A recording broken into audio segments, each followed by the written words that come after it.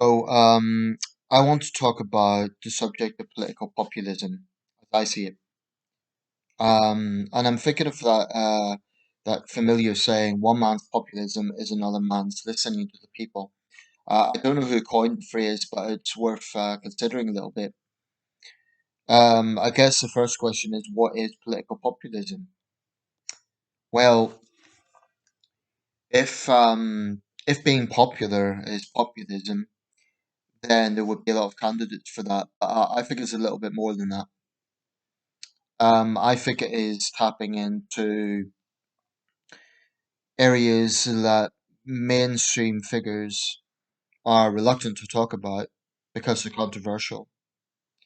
And it's pandering into or tapping into public sentiments that sometimes mainstream politicians will talk about in a way that is kind of disconnected from public anger or public feelings about something. And most politicians at some point will, I would say, be populist on some level. I think probably every elected politician has been populist on some level at some point, because after all, you need to have a certain connection with voters in order to get elected. Or it could simply be that the figure in office is the best of a bad bunch. So the public have voted for someone not necessarily because they like them or their policies, but just because they fear the alternative, or they're apathetic about the alternative. Um, so I think people really do need to think about who they're voting for. That to me is a given. I always take voting seriously. Um, I think in recent years in the Western world we have seen, and it's been seen in other countries as well. You know, we've seen this trend towards populism in the sense that you have outspoken figures, like Donald Trump would be a prominent example, but there are others. Viktor Orban in Hungary, Nigel Farage in the UK, Boris Johnson to some extent in the UK, um, and they are outspoken on particular issues. The interesting thing about this is sometimes today it's associated with the political right and the rise of the hard right, but I would say there is left wing populism, and I would say Jeremy Corbyn and there's other figures across Europe definitely promoted a sort of left wing populism, which goes along the lines of basically attacking the rich and really tapping into class war. That's a sort of left wing populism because it's playing to a base. Um, Now, what I want to say is I am not 100% against populism. Absolutely not. I actually believe that populism has a strong role to play. The issue here is, when does populism become dangerous? When does it become a problem? Well, if you have a situation like Brexit or a situation like Trump's election victory, um, those are probably the two most prominent examples, but I would say there are others. We've seen, for example, in France and to a lesser extent Germany, a rise in hard right parties. In France, the Front National; in Germany, well, the alternative for Germany has had some impact, but not significant. And looking at tonight's election results, they haven't really made their mark. They maintain support among the base, but I wouldn't say that they have the sort of impact in German politics as the Front National has in French politics. So, in that sense, I wouldn't say they're particularly revolutionary. For one thing, the mechanics of German politics is that the other parties won't work with them. So, even if they have quite a lot of clout, I don't think they'll ever get into government. Um, the only way that will happen is if they really moderate some other positions. But I think mainstream German politicians would be sensible not to totally dismiss them, because there are rising concerns on issues like immigration and Islamic fundamentalism. Those two areas particularly are really hot in European politics across the board, including the UK. um, and they cannot be ignored. They cannot be ignored. What I've always said is when controversial subjects are ignored by the mainstream of politics, then inevitably they will be picked up by the fringes, by the far right and far left in different ways. In the case of the far left, it might be if there is a public perception that the super rich are benefiting. Particularly, it's not so relevant today, but I remember at the time of the Great Recession, there was real deep anger against bankers because the perception was ordinary people were struggling, and these rich people living in their bubble in the city of London were just getting richer. And I think that there was very deep anger about that. I was angry. I remember feeling that. Um, these undeserved bank bonuses at a time of global recession.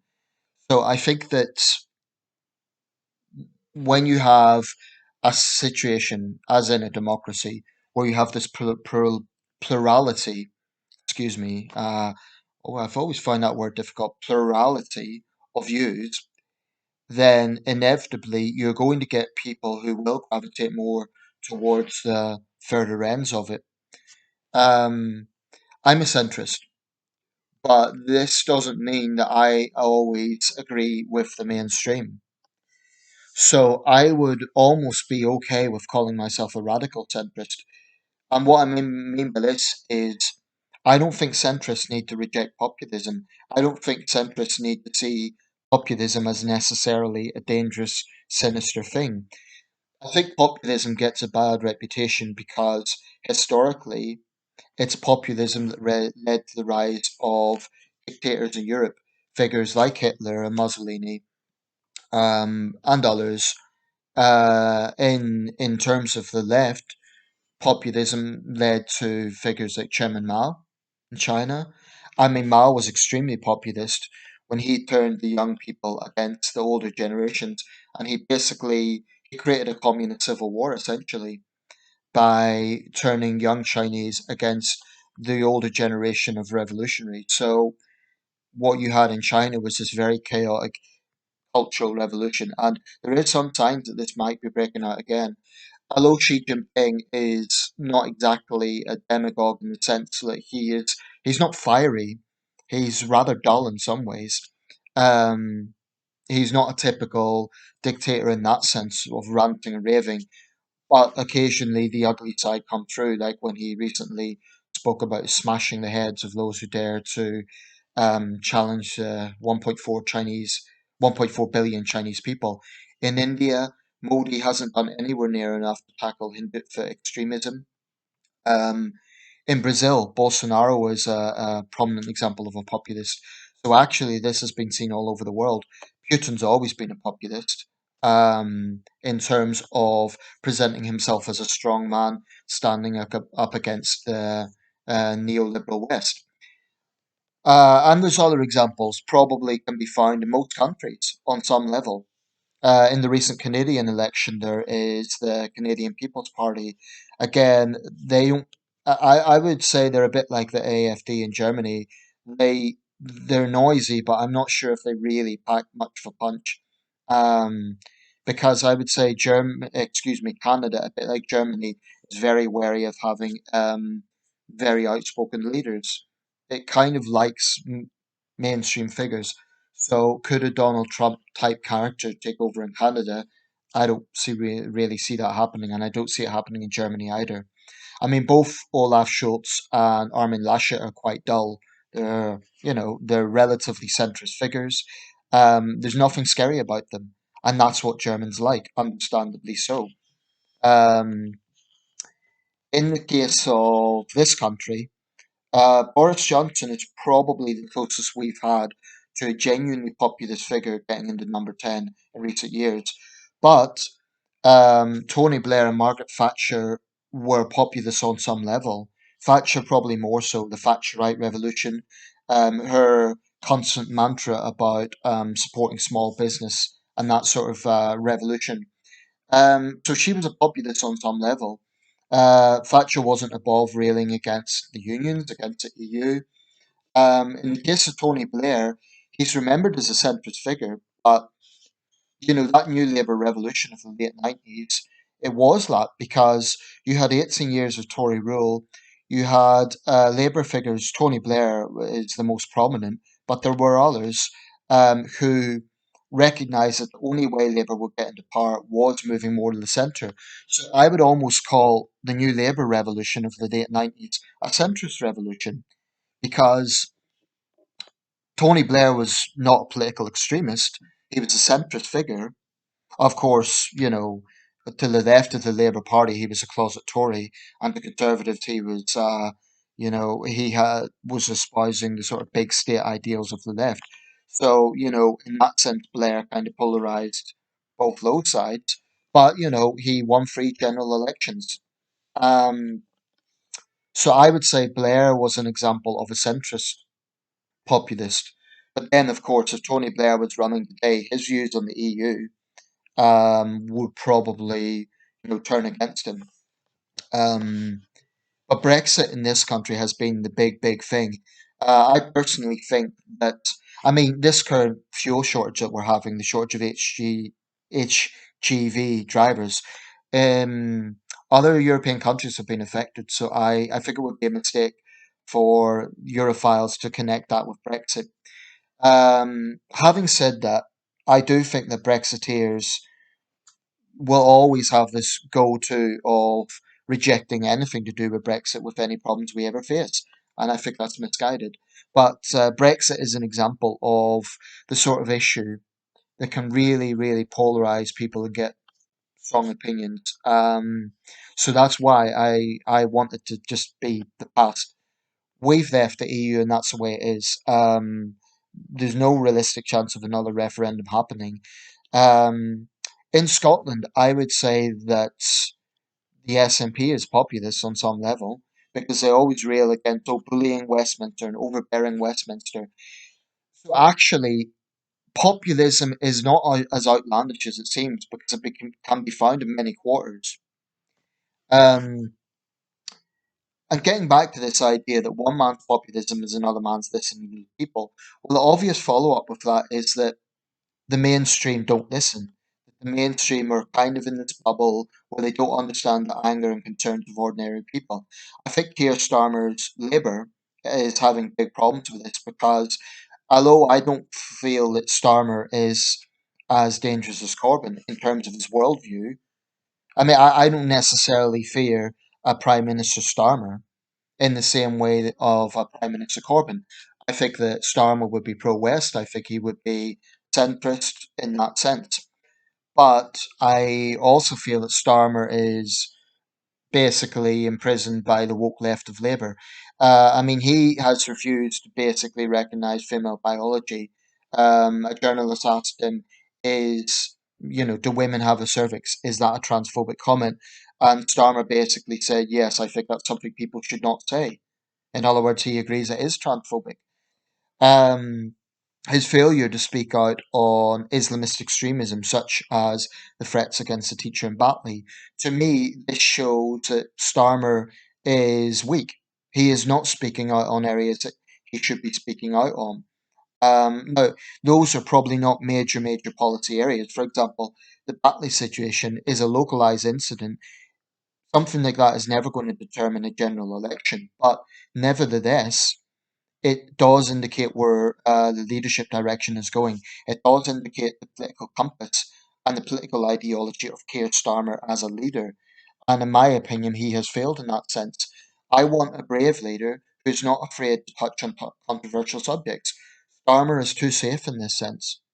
Too safe. He's too cautious. He will not speak out on controversial subjects like that. I want to see a mainstream leader saying we have to tackle Islamic extremism. It is unacceptable that a teacher in Britain in 2021 is threatened for doing his job. And at the moment, neither Boris Johnson or Keir Starmer seem to be prepared to do that. Johnson is more outspoken, of course, on numerous areas, but I also think Johnson is too cautious. He's too cautious with China. Um, So I actually feel that it's healthy to have a figure in politics who is outspoken on these sort of issues. But here's the key. Here's the key. To me, where do you get a healthy level of populism where you get a leader sort of recognizing public anger and not being afraid to speak out on this, versus a leader who is reckless and who is being a demagogue and will tell the people anything just to be popular. That's where it gets dangerous. So, to me, a responsible populist leader will listen to public anger and really push to advocate to deal with that. So, on an issue like high immigration, on an issue like Islamic extremism, those are areas that the public have strong views about. So, a leader who listens to that and says we have to control immigration, we have to tackle pan Islamist extremism, there will be left wing figures saying, oh, he or she is a demagogue, they're pitching to the far right. But I would ask them, would you not rather a mainstream figure was saying those things rather than the far right was getting support? Because I think the far right gets support when the perception is that the mainstream ignores it. I really believe that. Now, me personally, if I was in politics, if I was an elected representative, I am not going to be afraid to tell the truth. I'm not going to be afraid to raise issues that I think need to be raised. But the key is doing this in a responsible way. I have made no secret about my views on crime. I've made no secret of the fact that I believe the legal establishment is out of touch.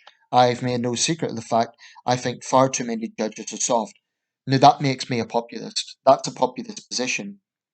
Um, so more mainstream figures might say, "Oh well, Nathan Hazlett is just pandering to this trope that judges are too soft, that the system is too soft." But here's the thing: that is my genuine view. I wouldn't say those things just to be popular. I genuinely believe that to be the case. So the responsibility factor comes into telling the truth and offering sustainable and realistic alternatives. Now, an irresponsible populist might say, we need to have a revolution, we need to totally dismantle the entire system. That's irresponsible because it can't be done. But a responsible populist will say, I refuse to accept that this situation should simply be accepted. I refuse to accept that nothing can change. We can have more accountability of judges. We can have an elected sentencing council. Things can change responsibly, democratically, but they can change. That to me is responsible populism.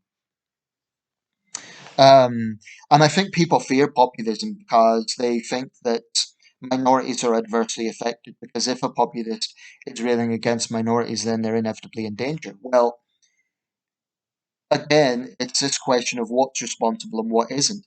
I think it is responsible and honest to say we have a problem with Islamic extremism. What would be irresponsible would be to say we have a problem with Islam because that then creates suspicion about Muslims as practitioners of that religion, Muslims in general. So I would say let's tackle Islamic extremism, but let's not make Muslim citizens feel unwelcome or at risk. I also believe in freedom of religion. So to me, this is actually a real balancing act in terms of populism. I have no problem being outspoken. I have no problem disregarding political niceties in order to tell the truth. And this is where I think diplomacy sometimes has to take second place. Because if it comes down to a case of being outspoken and telling the truth versus being diplomatic and sweeping an important issue under the carpet, I think the former is far more important. An example of this would be China. I think that the time has come where we need to respond to Chinese insults with equally blunt language. We need to tell the truth that they are lying, that they are a totalitarian state that is misleading people, that is engaging in brutal human rights abuses, that is undermining Western democracies. We, by which I mean Western leadership, needs to say this. We cannot always be guided by, well, that might offend the Chinese and they're a powerful force, so we better be careful there. as a senior political figure, let's say I was in cabinet, or well, the problem, of course, with cabinet is you have to toe the party line, and a junior minister can't very well speak out too much. An example of this is when Gavin Williamson told Russia to go away and shut up. Now, I personally can think of better things to say to Russia, tougher things to say. But the principle of what he was saying was actually not a bad one. In other words, here you have a cabinet figure prepared to actually be blunt with Russia. He was rebuked for that, and he was kind of demoted as a result. Now, to be fair to the May government, she did take tough action against Russia, but why shouldn't senior politicians be a bit more outspoken about adversary? Why not? I mean, this is a great British flaw, in my opinion. We are masters of understatement. We are masters of making pivotal, significant things trivial, in the sense that if China made threats against this country, the official British response would be, "We're disappointed by this, disappointed." Uh, some of our friends around the world might be a lot more outspoken than that. I think the Americans and Australians would be a lot more outspoken. So I feel that sometimes diplomatic niceties need to be sidelined. We need to be blunt. We need to tell our adversaries exactly what we think so that they know where we are. So that they know our resolve. Stand up for ourselves. I feel there is absolutely no honor whatsoever in showing weakness to powerful adversaries. None. I think it's despicable, in fact. It's a betrayal of our values. So populism is not anti-democratic. Populism is not a threat to liberal democracy. Populism can actually be an asset if it is utilized in a responsible way. It becomes irresponsible in the way that figures like Trump use it. Trump's a compulsive liar. Trump is a demagogue. So was Jair Bolsonaro in Brazil. But I am not against populism. I am not against some blunt home truths. And an example of this is the things I've said about pan Islamism, about soft justice, about a justice system that is massively, massively out of touch with the public. I have no problem being blunt about that. I would never call for violence or threats against judges, but I do think they need to be more accountable. Anyway, it's something to think about.